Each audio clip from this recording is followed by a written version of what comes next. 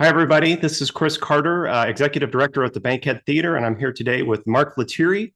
Mark Lettieri is going to be performing at the Bankhead on Thursday, January 19th. You can get your tickets online at livermorearts.org. Very excited to have Mark here. I'm going to say a few quick things about you. I pulled your bio from your website. It's very impressive. And if people don't know Mark, Mark is a Grammy-winning guitarist, composer, producer, and instructor. He creates acclaimed guitar-based instrumental music and is a member of the leading instrumental bands Snarky Puppy and the Fearless Flyers.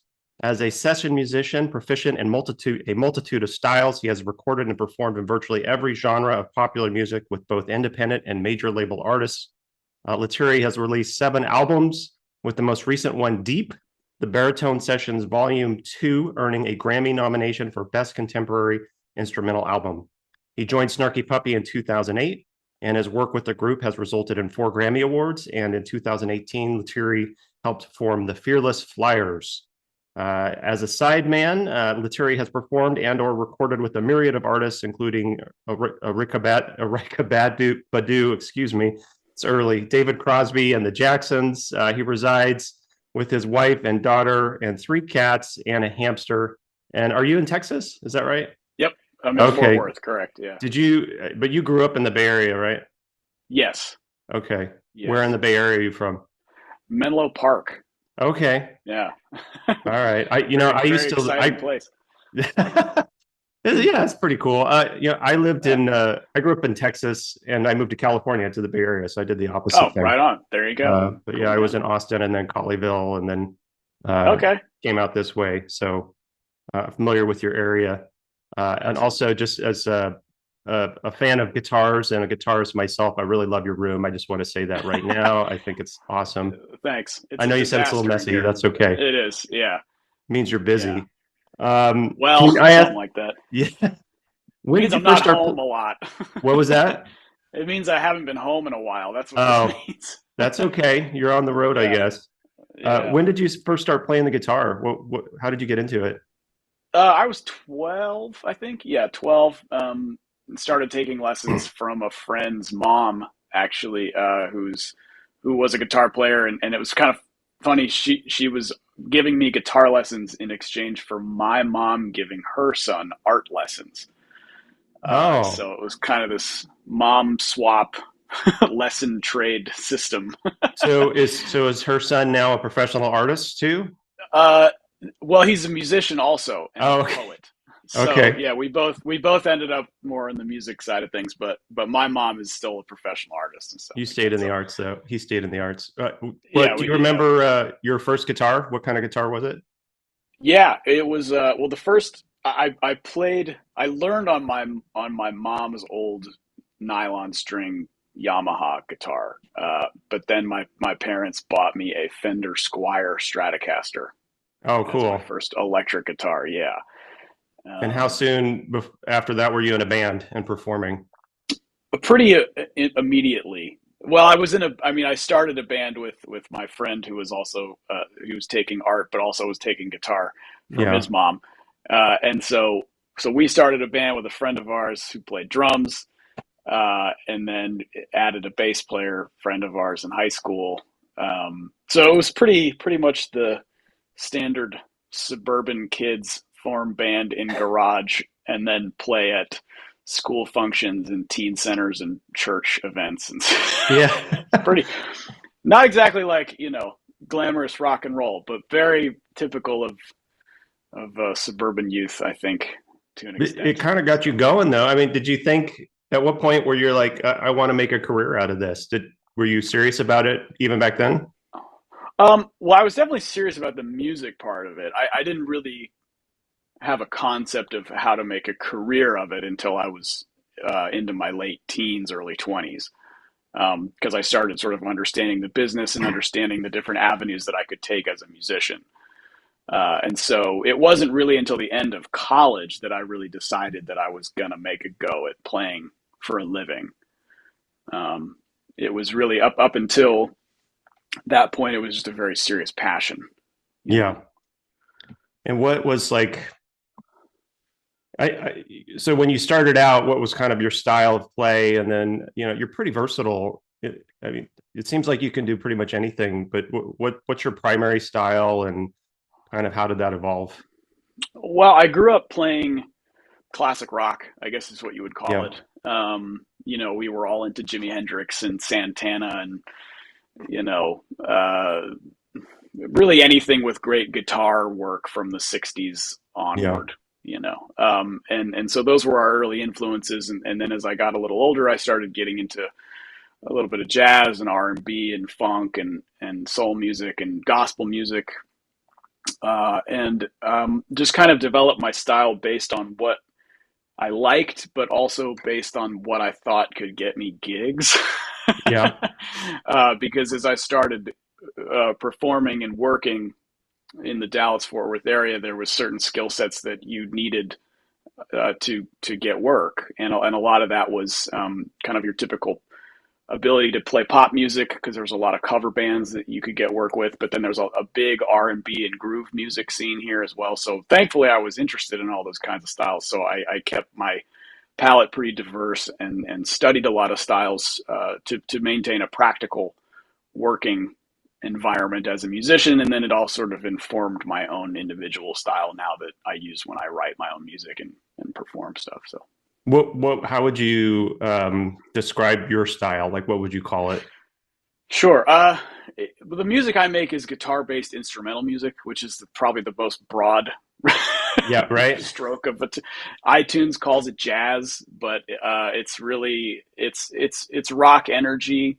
There's jazz harmony, and there's kind of like a funk groove element to it. Some of my biggest instrumentalist heroes would be like Jeff Beck Yeah. or Herbie Hancock or somebody like that. So I sort of straddle that kind of world. People like to use the word fusion, but I don't really think of it as fusion in the traditional sense, Yeah. even though it is sort of a mixture of different styles. It's good music.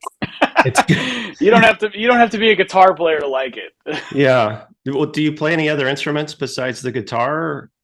I play bass fairly well, but that's about it. But I have a concept of how to compose for different instruments like drums and keyboards and Yeah. a little bit of horns and stuff like that. So And you play baritone guitar, right? Too? correct, Yeah. yeah, that's a big part of my style too. Yeah, How's that different? Can you explain a little bit how that might be different from a regular guitar? sure. Yeah, well, it's tuned lower than a regular guitar, but not as low as a bass. So it Yeah. sits in the baritone range, generally somewhere between C or down to A, maybe. And I use it in a sort of groove context for funk rhythms and kind of heavy groove kind of stuff. Whereas the baritone traditionally maybe was not used for that so much. It's sort of more of a country western instrument or um, sort of a more textural thing, not necessarily something that you bring out front in a mix to like lead a big funk groove. Yeah, right. Yeah, That's pretty but I unique. thought it would be, yeah, it sort of became a thing that I sort of stumbled upon, um, sort of taking an instrument that isn't used for funk and then using it for funk. Yeah, That's how I ended up here, I think. that's cool. And so you write a lot, you write most of your own music.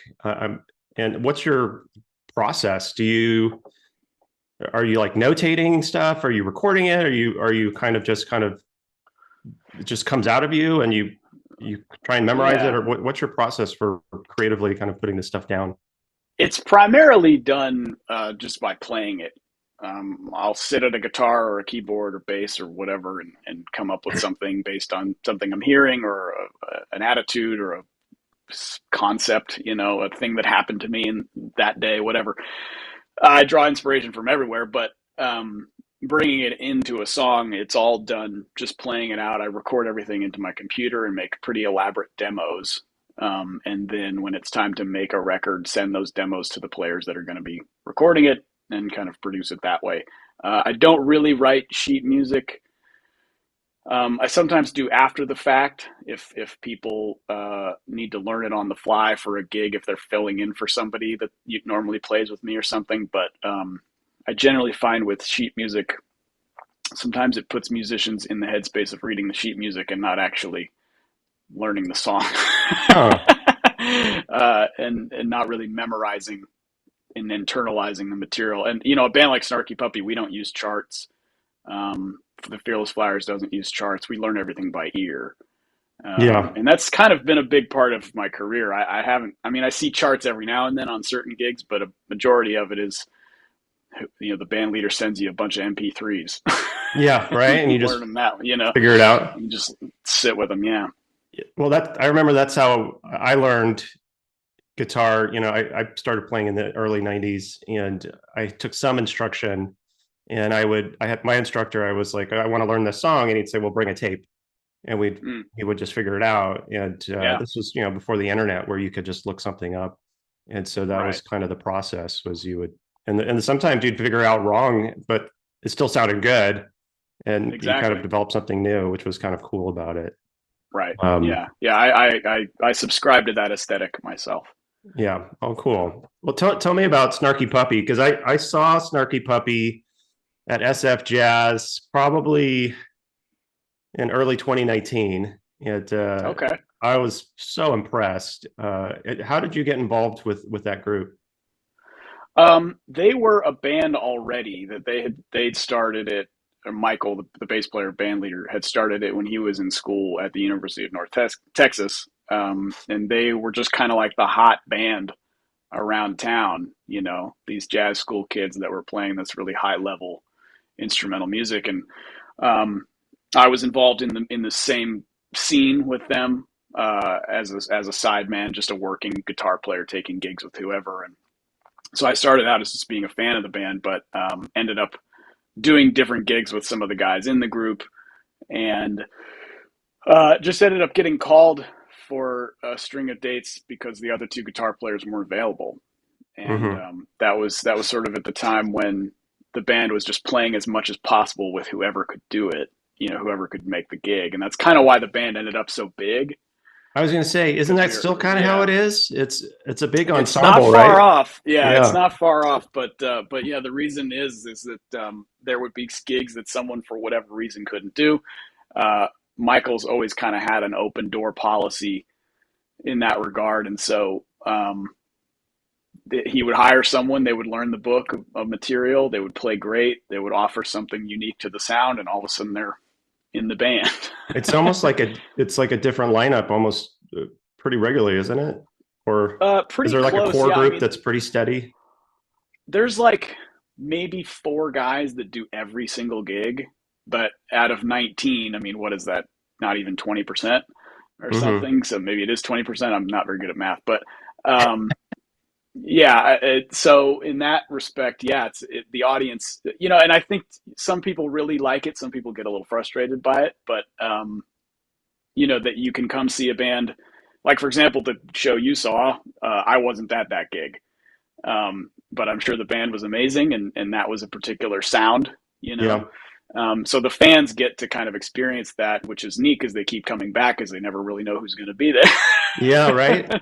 Well, I was going to Yeah. ask you about that, because I know it seems like Snarky Puppy probably has like a pretty dedicated fan base that follows them. Like the Grateful Dead has their Sure. Deadheads. Do the Yeah. Snarky Puppy fans have like a name, Snarksers or something like that? Maybe I don't know. There's a couple Facebook fan groups but I don't think we don't have like a Deadheads or a whatever the other bands have.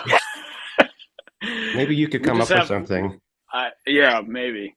I'll think about it. So yeah. Well, the name Snarky Puppy is kind of funny when I tell it to people. Do you know where that came from, or what the Yeah, genesis was? it's a pretty boring story, but I'll tell you. The Michael's brother thought of it for a band that he never started. And so Oh, Michael was like, "Well, I'll just borrow your name." And that's it. that was 20 years ago and it's still going.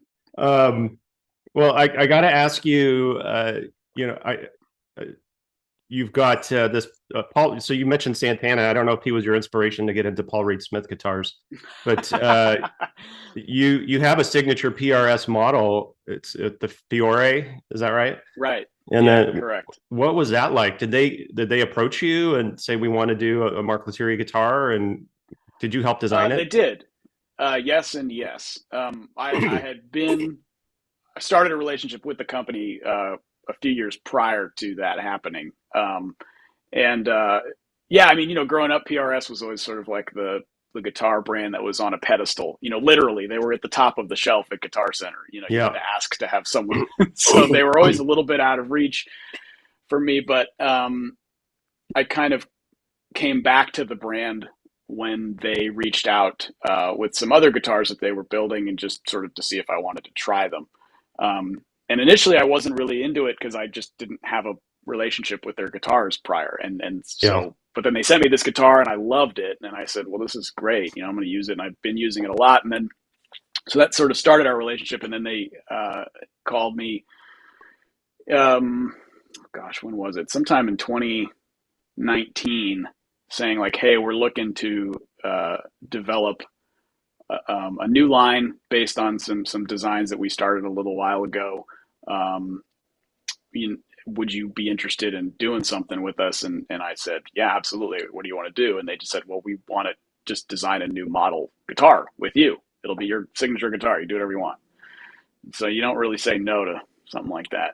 Yeah. Well, and you know. what's unique about it? Like what makes it like your signature model? Well, it's sort of an amalgamation of a lot of my favorite guitars. And I wanted to kind of put them all into one instrument that I could take to any gig, to any session, um, and get my sound out of it, but also design a guitar that wasn't so unique to me that other people wouldn't want to use it. Yeah. I think that's something with signature guitars is sort of a funny thing to begin with. I just wanted to design a really great guitar that would work for me and a lot of other people, Yeah. and it seems like that's been the response, judging by who's playing it and where I'm seeing it. And I- so, yeah, it was a really cool, eye-opening process because I've never designed a guitar before, of course. Very cool. Do they send you sales reports? Do they tell you how well it's doing? Yes, yes, they do. They do. That's part of the contract. Oh, that's cool. Well, I Yeah, hope it's doing well. I'll give a good pitch out for it. Where can we yeah. find one of Thanks. those? Well, let's see. You guys are in Livermore. How far is that from Danville? Pretty close, yeah. Yeah, about 20 minutes away. Okay. There's a big PRS dealer in Danville. Okay. I think it's actually called Danville Music that Yeah, carries I've them. been there. Yeah, you can. I mean, they're all over. If you do the online thing, every big box, Sweetwater, Musician's Friend, they all have it. But if you want to, support a local store, PRS has a list of all the local dealers, which is Yeah. really great. Do A you lot of have do you companies have one in the don't do room that. there that you can show us? I have several. You do? Yes, I do. Um, this is the blue one. This is Larkspur Blue. Oh, cool. Um, yeah, that's the newest color. This is Black Iris, which is sort of a dark, dark purple. Uh-huh. And then we have Sugar Moon, which is sort of a muted white. And then we have this is the first color, and sort of the main color that I play is Amaryllis Red. So they're all named Wow. after flower species because Fiore is flower in Italian. Uh-huh. So those are the four colors that you can get of the Fiore. Awesome. I got to ask, how many guitars do you have? These are the ones that I use primarily for most of the work that I do. And then, yeah. Well, do you have, I know you've done some instruction too. Do you have like any advice for people learning to play the guitar or trying to get into it or how to get started? I mean, I would say the first thing is find a guitar that's comfortable to play. I think a big thing, a big common misconception is like, well, I'm just starting out. I should get something cheap. And that's understandable because, yeah, you might not like guitar. But the cheaper the guitar, probably the worse it's going to play because it's not going to be very good quality, Yeah. and you're just not going to feel like it's fun. So, spend of course, everyone has a budget, but make sure whatever you're playing it feels comfortable and feels inspired. Because if you're physically not having a good time playing it, you're not going to want to play anymore. Yeah. So I would just be mindful of that, and then just play whatever you want, learn whatever you want, play whatever kind of music you want, learn however learn theory, don't learn theory, whatever. It's music. It's You know great. what I mean? There's so many ways you can do it. Yeah, that's There's what makes it ways such a you great might as well. instrument. Yeah. You can do pretty much anything with it, and it's easy to pick up certain things, and you can Yeah. just play by yourself. You don't need a full band. Right. So Yeah. yeah, it's a great instrument. So, don't necessarily, and this is, you don't need to get like the Keith Urban Target guitar model or something for $200. Just go get like a used Fender or something for Yeah, $150 and it's going to play better. there you go. So, no shade to Keith Urban, but Keith's not playing those on a gig. So you're coming next month in January. What can we expect from this particular show? You've It's got going a to be band. Is it how many guys are in the band? And it's a four piece. Yeah, guitar, bass, drums and keyboards. It's high energy. It's, we have some volume. okay, It's not, we're not Kiss. It's not that loud, but yeah, it's gonna be cool. It's high level improvisation, cool tunes. I think people are really gonna dig it. If you like Snarky Puppy or if you've heard of the Fearless Flyers, there's some similarities there, but okay, it's different. okay, So cool. yeah. Well, I'm really looking forward to it. One last question I like to ask people is what are you listening to right now? What's kind of in your CD player or your Oh man. Apple Music or whatever you listen to? Right. Sure. What was the last thing I checked out? It's funny. I go back to the classic stuff a lot. I go Yeah, listen to a lot of music that inspired me, years ago.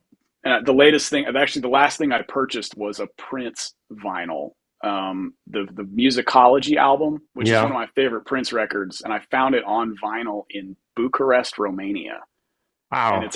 it's out of print, so I had to buy it. And Of so that's course. what's on the turntable right now. All right, you're a vinyl guy then. I'm getting into it. Yeah, Okay. it takes up a lot of space, but Yeah, it's a right. fun little, side hobby, I guess. Oh, cool. Well, I really appreciate your time, Mark, and we're looking forward Sure to thing, having Chris. you on Yeah, looking forward to being there. yeah, Thursday, January 19th. You can get your tickets online at livermorearts.org. It's going to be a great show. If you're a fan of guitar, I think you're really going to love it. Mark's a virtuoso in every sense of the word, and very skilled and wonderfully stylish music. And it's going to be great for the Bankhead Theater. So thanks, Awesome. Mark. I hope you have a great day. Thank you, Chris. Yeah, you too, Chris. Thank you.